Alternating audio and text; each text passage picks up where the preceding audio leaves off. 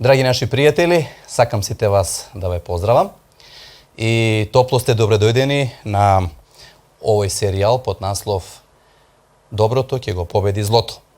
Денеска ќе го имаме првото предавање или првата емисија од овој серијал.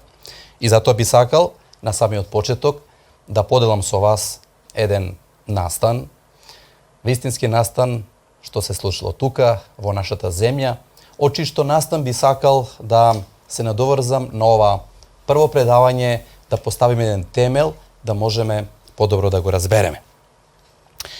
16. октомври 2007 година ќе остане посебно запаметена како трагичен ден во македонската јавност, па и пошироко. Беше 6 часот и 25 минути кога на патот за Загреб, во местото Нова Градишка, во сообраќајна несреќа почина македонската поп звезда Тоше Проески. Тага, солзи и длабока болка во душата ги исполнуваше не само членовите на неговото семејство, туку и илјадници луѓе во нашата земја, како и во регионот околу нас. Надписи од типот "Тоше, те сакаме", "Ти си наш ангел" или "За секојаш ќе останеш во нашите срца", може да се видат напишани насекаде во плоштадите по нашите градови, а и во државите во нашиот регион. Во повеќето градови беа и отворени книги, на жалост, како кај нас, така и кај блиските соседни земји. Тој ден, драги пријатели, деновите потоа, главна тема на сите медиуми, телевизијата, радиото, печатот, беше Тоше Проески. И ако забележавте, во сите тие извештаи, во сите тие разговори меѓу луѓето што се водеа, поготово и во медиумите, две работи беа посебно истакнати. Прва работа, неговите песни беа пуштени често да се слушаат, а втора работа е едно често поставувано прашање. А прашањето гласело: зошто? Господе, зошто дозволи тоа да се случи? Зошто Господе толку млад да го заврши својот живот? Драги мои пријатели, колку ли пати ова прашање е поставено од страна на луѓето? Ако е Бог праведен, зошто тогаш не направи разлика помеѓу праведните и неправедните овде на земјата? Зошто дозволува често пати да страдаат и оние што се невини? Например, вулкан затрупува град со сите негови жители и во заедничка гробница едноставно ги собира и грешниците, а и оние кои што се невини, оние кои што му служеле на Господа, кој што ја воздигнувал неговата милост, или пак силен земјотрес, или некоја поплава, или нешто слично, некое зло, оставило пустош за себе, уништувајќи не само грешни лоши луѓе, него и илјадници невини. Ке кажеме неправедно, грозно, одвратно. И она прашање: зошто? Пијан возач налетува со камиона лесна кола со двајца младенци кои тргнале на пат да го поминат својот меден месец. Колата е смачкана, младенците се мртви, а пијаниот возач, замислите, жив. Прекината и идилата на двајца млади невини луѓе и прекинати се нишките што воделе во сигурна, среќна иднина. И не ќе кажеме неправда: Боже, каде си? Јадосана мајка во чии што прегратки смртта грубо и силно и го тргнала на милото, невиното суштество, бебето. Или пак може би раѓа бебе со рак или болен од леукемија. И во својот очај таа едноставно поставува прашање: Господе, срцето ми го гламноса, животот ме запусти, зошто? Повторно тоа прашање: зошто? Безброј невини, гладни, бедни, болни, обесправени, јадосани, заспиваат без надеж во некое си подобро утро. Како што кажува еден писател, легнуваат во мрак и со мрак во срцата, а стануваат во магла и во магла во умот. И во своите теглени маки прашуваат: зошто и до кога, Господе? Колку ли пати, драги мои, ова прашање и ние самите сме си го едноставно поставувале. кога доаѓаме во тешки околности, кога немаме одговори за нашите прашања, тогаш и ние си го поставуваме ова прашање. И често пат имам чувство како да нашиот живот, како да изгледа како една голема кутија, каде што се поставуваат безброј прашања од таков тип. Зошто? Ако е Бог љубов, зошто боледувам од рак? Ако е Бог семоќен, зошто не го спречува мојот брачен другар да не користи алкохол? Или морам ли да дојдам до развод, за да моите деца едноставно патат? Овие прашања и безброј други слични на нив не водат кон она што Светото Писмо го нарекува големата борба помеѓу Бога и ѓаволот. Доброто и злото. Од првата до последната страница на ова света книга, која што ќе имаме прилика во овој серијал, од овие 8 емисии, вечерва ќе биде првата, и еве за кратко ќе ја најавам, ќе се потрудиме да го доловиме, да одговориме на прашањата кои што оваа света книга едноставно ни ги представува. Денеска конкретно, насловот на ова прво предавање или прва емисија гласи: кога, како и каде започнала големата борба помеѓу доброто и злото. И дозволете ми, драги мои пријатели, на почетокот да поделам со вас еден од клучните текстови во Светото Писмо, кој што едноставно ни помага да добиеме една слика за ова многу важно прашање. Читам во Новиот Завет, во една книга, има 27 во Новиот, 39 во Стариот, вкупно 66 книги во целото Свето Писмо. Еден од учениците на Исуса Христа, апостолот Јован, во своето послание 3 глава, 4 стих, ги напишал следниве зборови, односно 3 глава, 8 стих, поправо, и вели вака: кој врши грев, од ѓаволот е, зошто ѓаволот погреши од почеток. Драги мои, ова е еден од многу важните текстови кога сакаме да размислуваме за овие прашања што пред малку ги поставивме, и ако сакаме да добиеме вистински одговор на прашањето поврзано со злото и последиците што злото ги остава. И дозволете ми да спомнам две многу важни работи кои што произлегуваат од овој текст што го прочитавме сега. Првата работа е тоа дека големата борба помеѓу доброто и злото не ја започнал човек. И не ја започнал дури ни Бог. Него текстот јасно кажува, оној кој што погрешил од почетокот, тој бил ѓаволот. Тоа е прва многу важна работа што треба да ја споменеме. Значи, Адам, првиот човек, не е првиот грешник, ниту пак Ева, неговата сопруга, ниту пак Бог го направил злото, него ѓаволот, вели текстот. И втора работа, големата борба не започнала на нашата планета, на некое друго место, надвор од нашата планета. Ние ќе видиме како во едно од своите од овие предавања ќе видиме и како нашата планета била вовлечена во овој вековен судир помеѓу доброто и злото. Значи, да резимираме, големата борба ја предизвикал ѓаволот, кој направил грев надвор од нашата планета. И секако, кога имаме една таква слика за овој предмет, следно логично прашање што се поставува е прашањето: од каде дошол ѓаволот? Или прашањето: кој него го создал? Или во што се состоел неговиот грев? Драги мои пријатели, ова се многу легитимни прашања. Прашања кои што секако кога навлегуваме во ова ткиво, да кажеме, да осознаеме како злото настанал, нормално е да си ги поставиме овие прашања. И затоа дозволете ми во следните неколку слајдови преку библиските текстови да ги прочитаме она што Светото Писмо го кажува како одговор на овие прашања. Прв многу важен текст во овој правец кој што ни помага да разбереме оваа проблематика е запишано во книгата на еден пророк во Стариот Завет, се викал Езекил. Таму имаме една слика за тоа како се случило. Еве го читам тој текст. Ти беше печат на совршенството, полн си со мудрост и чудесно убав. Во Едем, во Божјата градина живееше ти. Твоето облекло беше украсено со секакви скапоцени камења: сарат, топас, диамант, хрисолит, оникс, јаспис, сафир, смарагд, злато. Ти беа направени тапани и кавали, на денот на твоето раѓене ти беа подготвени. Те поставив како раскрилен ангел херувим заштитник. Беше на светата Божја гора и ти врвеше среде огнено камење. Совршен беше на патиштата своји од денот кога беше создаден, додека во тебе не се најде беззаконие.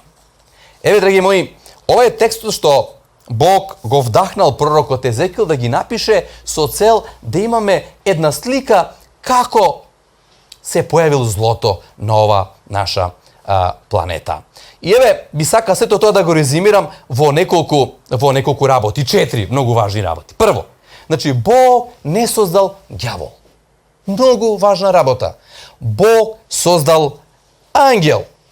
Ова е многу важна работа затоа што добриот Бог, совршениот Бог, оној Бог кој што е милостив, жалотив, спор на гнев, таква една слика, блага, татковски профил наоѓаме ние за Бога во Светото писмо, е во спротивност со идејата дека Бог создал ѓавол. Не. Бог е добар татко небесен и тој не создава лоши суштества. Од рацете на совршениот Бог можат да излезат само совршени суштества. Втора работа, ѓаволот има почеток. Ова е важно. Значи, гревот не постоел од секогаш. Имало момент кога почнало. Значи, ѓаволот има свој почеток. Тој тогаш се вика Луцифер. Луцифер во превод значи оној што носи светлина и тоа беше име што Бог му го дал. Тоа беше убаво име. Тоа е налик на името Светлана денеска што некој го има. Меѓутоа, тој има почеток, како што вели текстот. Со други зборови, како што има кажано еден говорник, ѓаволот има извод од матична книга на родените.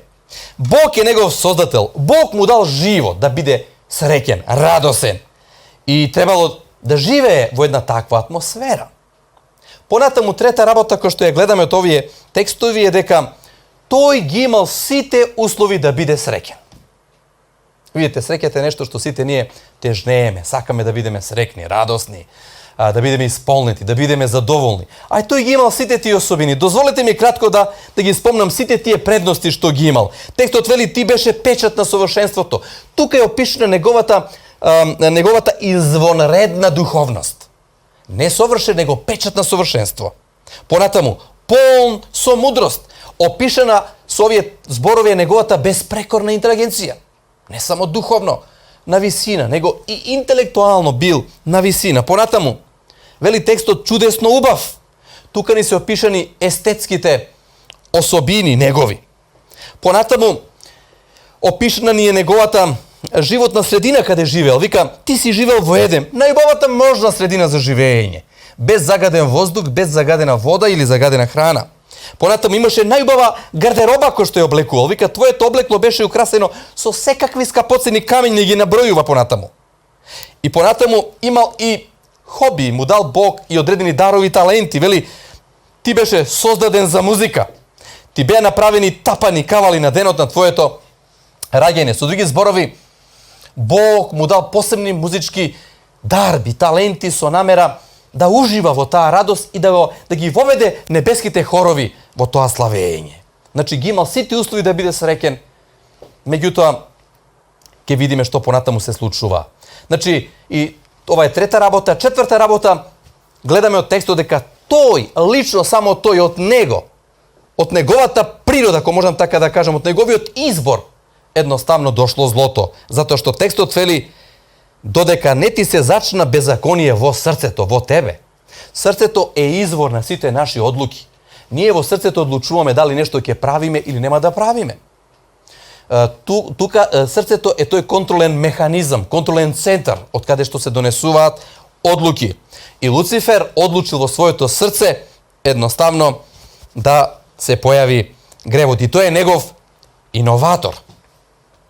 Сега нормално следно логично прашање кое ги имаме како одговор овие работи што ги спомнавме е прашањето во што се состоил гревот на ѓаволот.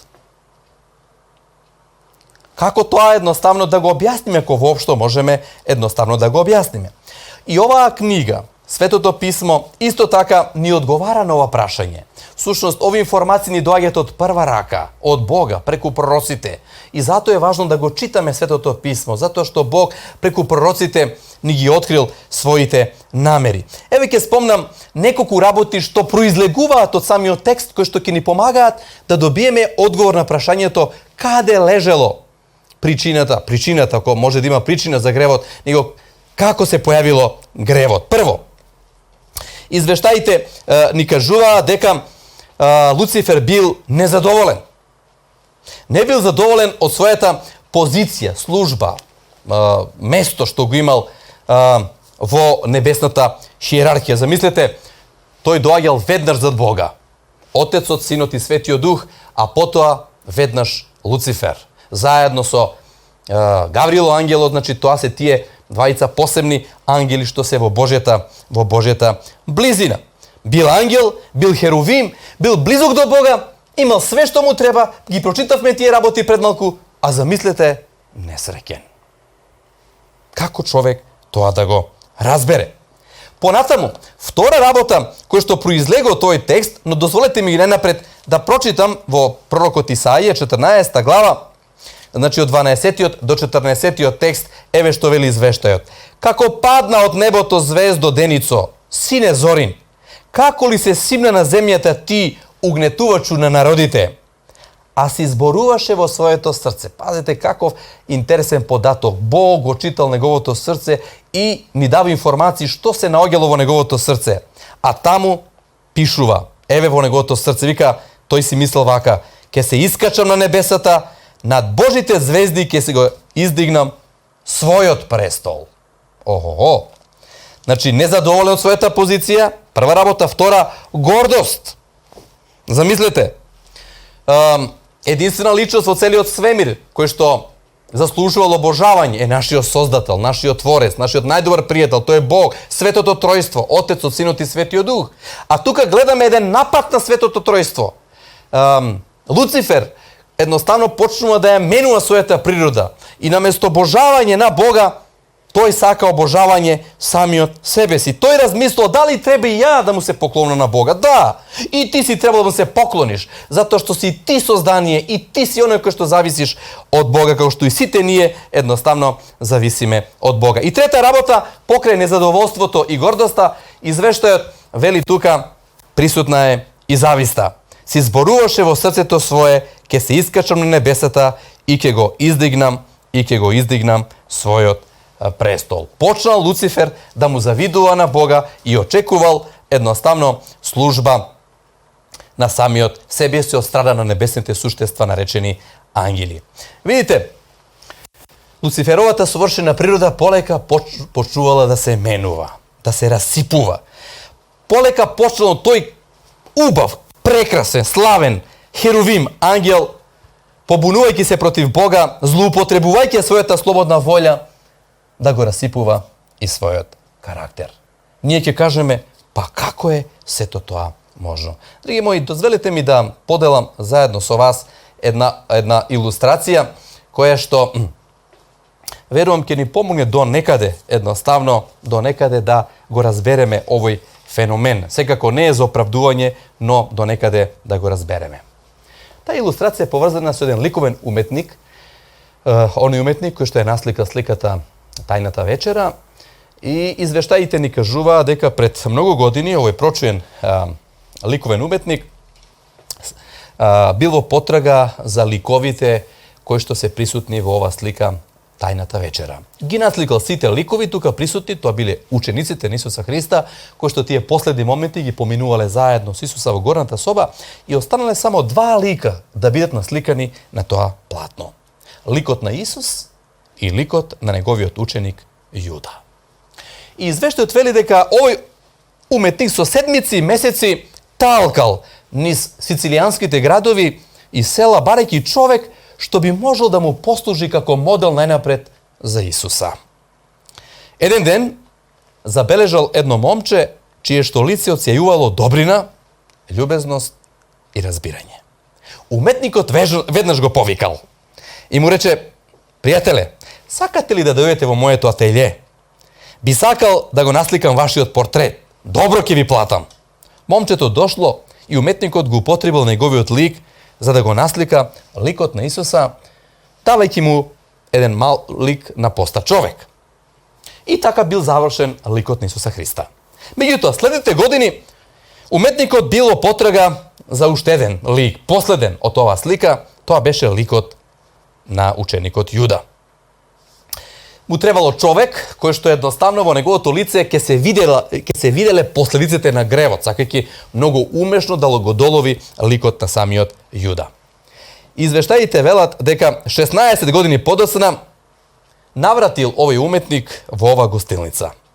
И по своето долго, скоро безнадежно трагање по таков лик, најпосле забележал еден човек каде што гревот оставил голема трага во неговото лице, давајќи му лик на омраза и горчина.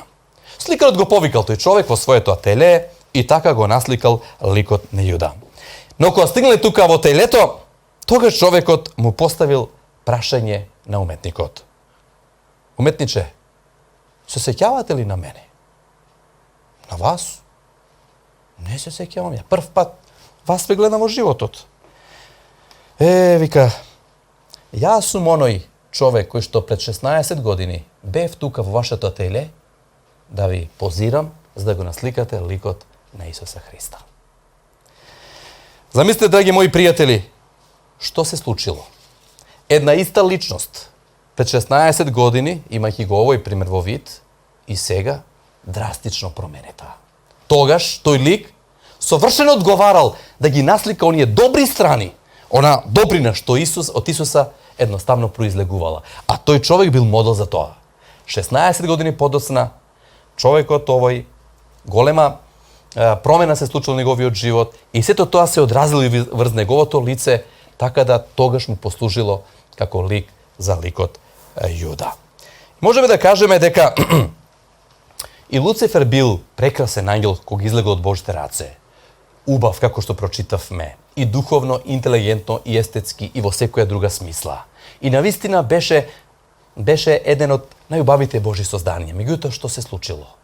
Кога човек ќе почне да размислува, значи, кога ќе излезе од некои рамки, кога ќе си предпоставува себе си некој си свој свет, кој што мисли дека едноставно ќе му донесе некоја радост, некој задоволство, некој мир. Како што Луцифер тоа почна во неговото срце да му се развива гордост, завист, незадоволство, дошло едноставно до таква ситуација да му се промени целокупниот негов карактер. И еден писател вели, желбата што се родила во срцето на Луцифер да стане Бог, нашла начин да излезе на површина. Наместо да го прифати својот статус на создание и да се почини на Творецот, тој влегол во отворена борба со својот Создател. Својот бунт против Бога, за својот бунт ги собрал и другите соистомисленици, вели извештајот, ангелите, кои ги добил за своја страна и така едноставно почнал да отвори јавна војна и борба едноставно помеѓу него и помеѓу Бога. Ќе видиме што понатаму се случува, но дозволете ми едно многу важно прашање да поставам, значи во овој дел од работите. Многу важно прашање како се поставил Бог, символот на доброто, во ова голема борба на почетокот, кога се отворила тука, околу Божиот престол. Како се поставил? Ова е многу важна мисла, важно прашање на кое треба ние да одговориме. Еве би сакал со вас да поделам на мисла од еден духовен писател, пророк, исто така кој што Бог го вдахнал и кој што можеме да добиеме на слика за тоа како Бог се поставил во ново настанатата ситуација. И еве што вели извештајот. Бог во својата голема милост долго го трпе Луцифера. Не го отстранил веднаш од неговата висока положба и покрај тоа што во него имало дух на незадоволство. Па дури ни тогаш кога почнал да ги шири своите бунтовни барања меѓу ангелите. Долго му било дозволено да остане на небото. Често му било нудено проштевање, под услов да се покае и да биде покорен. Вложени се такви напори, какви што можела да си замисли само неизмерната Божја љубов и мудрост да го одврати од неговите заблуди. Но гледајте ја сега реакцијата на Луцифер, кој што послал ѓавол, отпадник или сатана. Но гордоста, вика, го спречувала да му се покори. Тврдоглаво ги бранел своите постапки, тврдејќи дека нему е потребно покаяние, и отворено стапил во голема борба против својот Создател. Гледате, драги мои, Бог, како представник на доброто, секојаш дава шанса, секојаш дава прилика, секојаш дава можност. Меѓутоа, треба некој тоа да го прифати. И еве, како последица на неприфаќањето на таа подадена рака на љубов и разбирање од страна на Бога, што се случило? Библискиот извештај ни вели во последната книга Откривение, во 12 глава, од 7 до 9 стих, следните зборови. И настана војна на небото. Михајло, тоа е кој е едно од имињата на Исуса во Библијата, со своите ангели завојува против змевот, ѓаволот, и змевот и неговите ангели завојуваа против него, но не устоија и не им се најде веќе место на небото.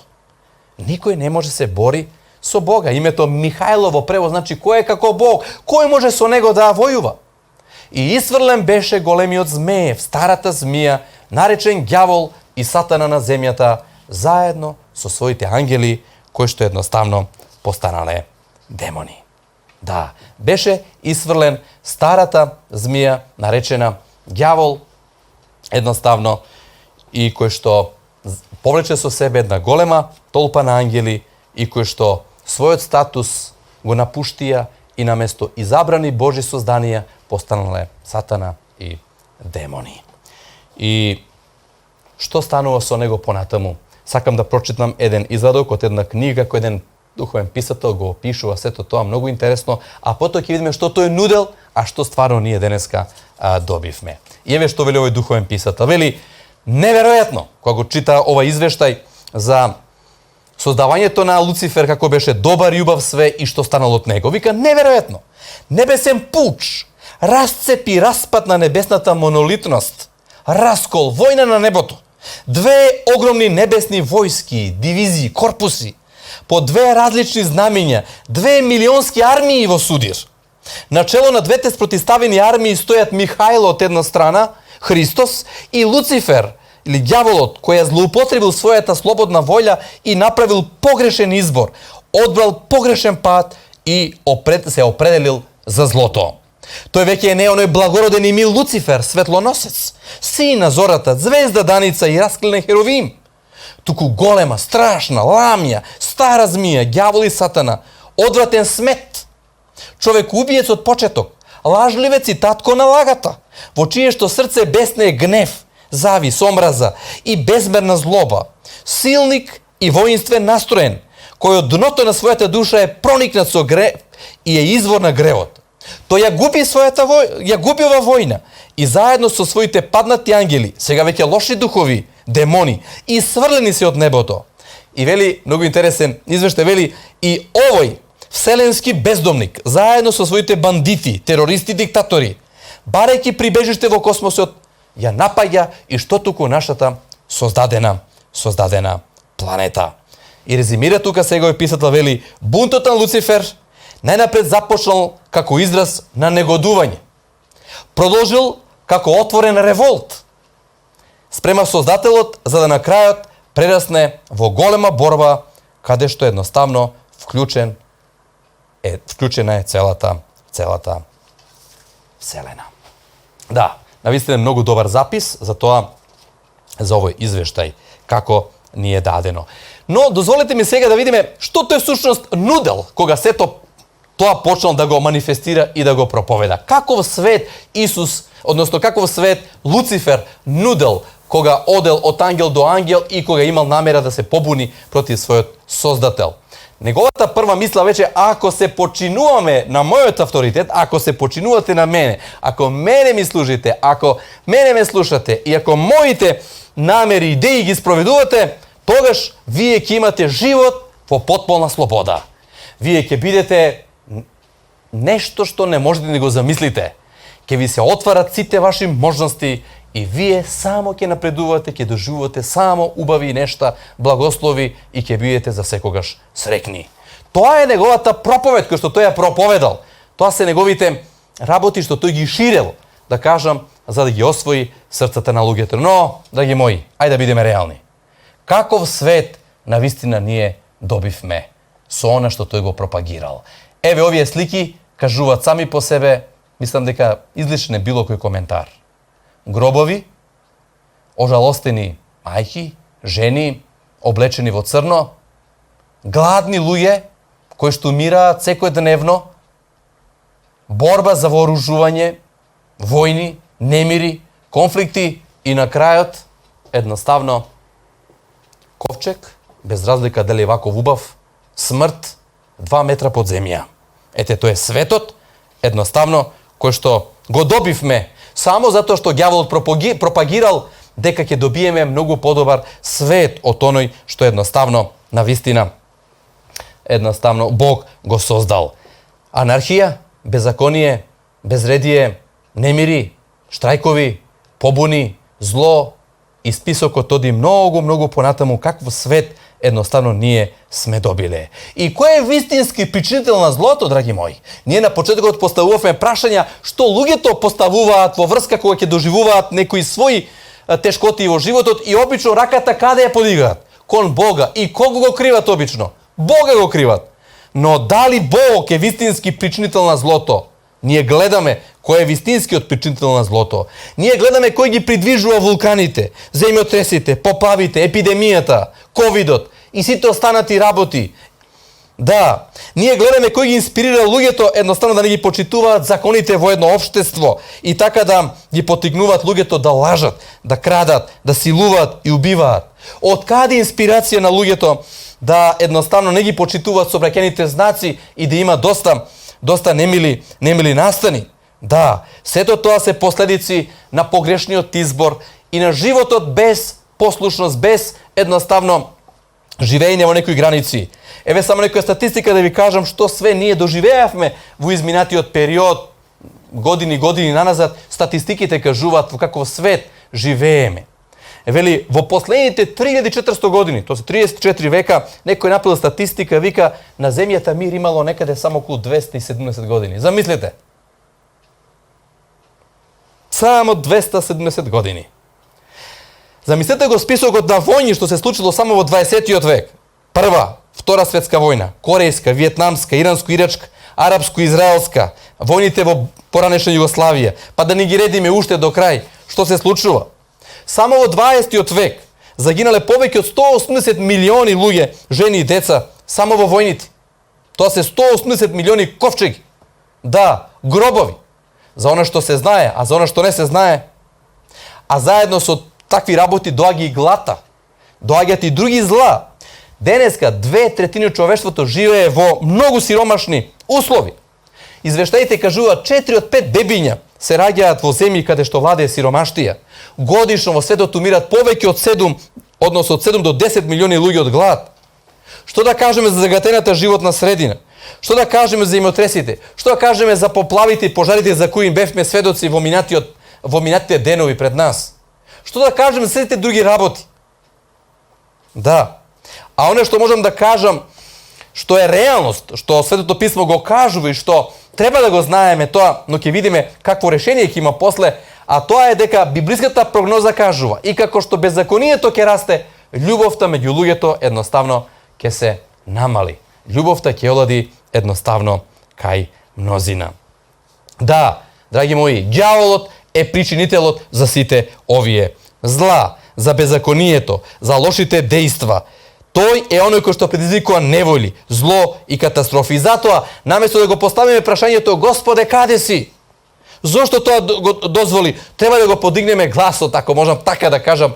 Ништо нема да промениме, ако само едноставно кажеме, но да го знаеме причинителот, да го лоцираме проблемот каде е. Ѓаволот е оној кој што сето тоа го направи. А не треба да го кривиме едноставно Бога. Ѓаволот е човек убиец од почетокот, вели библискиот извештај. Но, затоа вториот дел од текстот, прв што го прочитавме во 1 Јованова 3 глава, 8 стих, вели дека Синот човечки, тоа е Исус Христос, дошол на овој свет, да ги раскопа делата на ѓаволот, да го уништи ѓаволот, да ги неутрализира сите тие работи, да успостави нов поредок, онаков поредок како што бил на почетокот пред да настапи големата борба помеѓу доброто и злото. А каков свет создал Бог на почетокот пред да се појави гревот и големата борба помеѓу доброто и злото. Дозволете ми да прочитам еден краток извештај, а преку слайдовите што ќе ги пуштам, ќе можете да се уверите и во сето тоа. Вели вака: пред земјата да излезе од рацете на својот Творец, била совршено убава. Нејзината површина била украсена со гори, со ричиња и со рамнини, меѓу кои жубореле прекрасни реки и се простирале прекрасни езера. Немало, вика извештајот, немало одвратни мочуришта и неплодни пустини. Каде да се запрел погледот прекрасни грмушки и милно цвеќе. Понатаму, височинките биле покрини со шуми, чии што стебла биле многу величенствени. Воздухот бил чист и здрав и во него немало ниту било какви траги од некое загадување.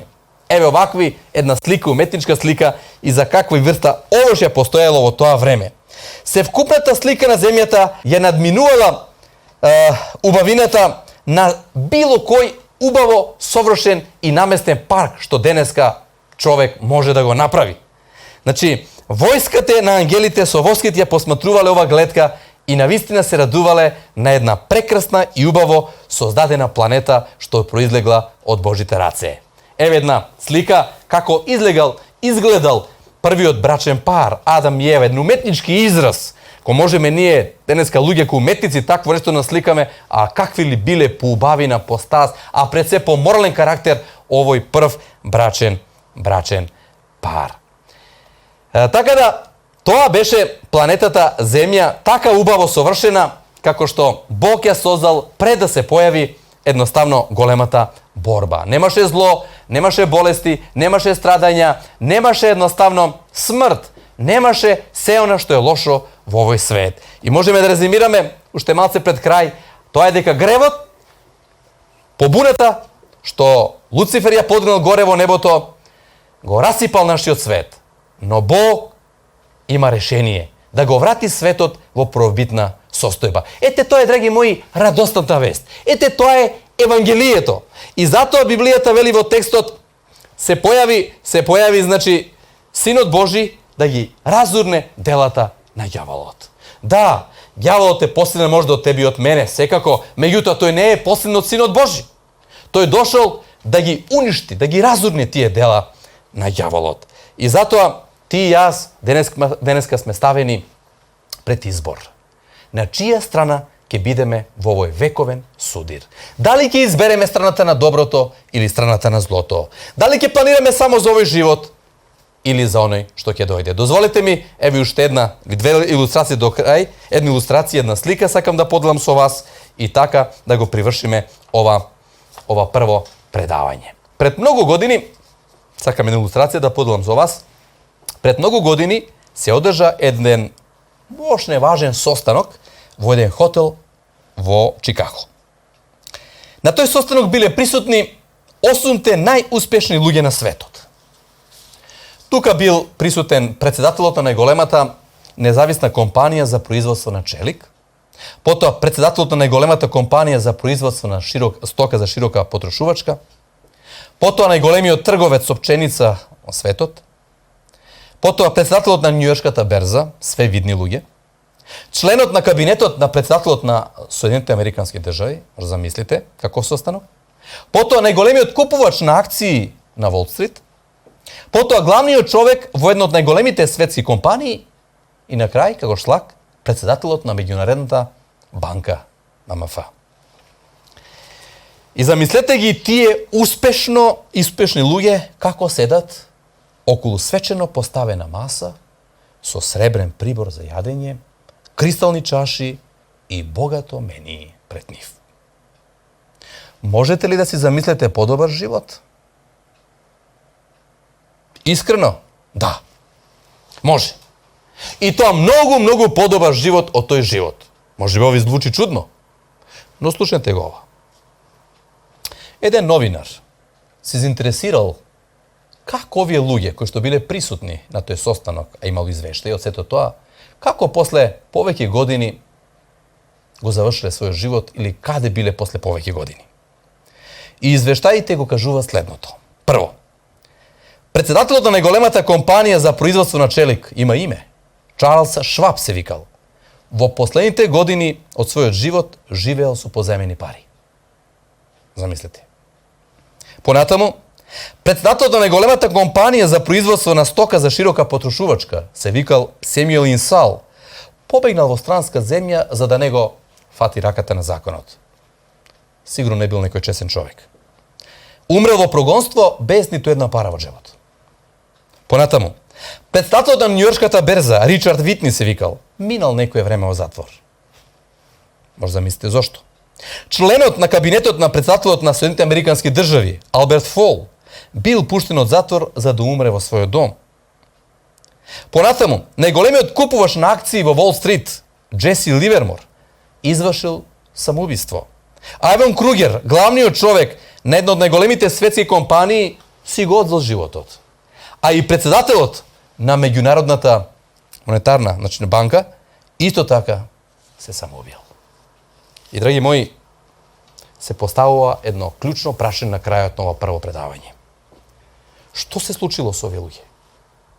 Кога ќе ги споредиме како биле тогаш на тој состанок и после повеќе години како од нив секој завршил, небо и земја разлика. Одговорите може да бидат различни, но еден сигурно е блиску до целта. Тоа е дека овие луѓе планирале само за овој живот. Ја заборавиле вечноста, заборавиле за она што ќе следи. Светото писмо поставува прашање. Пред вас ставам живот и смрт, благослов и проклетство. Избери го животот да биде жив ти и семето твое. Кој го има Синот Божи, има живот вечен. Кој го нема Синот Божи, нема живот вечен. Драги мои, во големата борба помеѓу доброто и злото, на чија страна ќе бидеш? Размисли. Ова е прашање кое зависи твојата и мојата вечна судбина. Ви благодарам за вашето присуство. Нека Господ сите вас обилно ве благослови. Поздрав!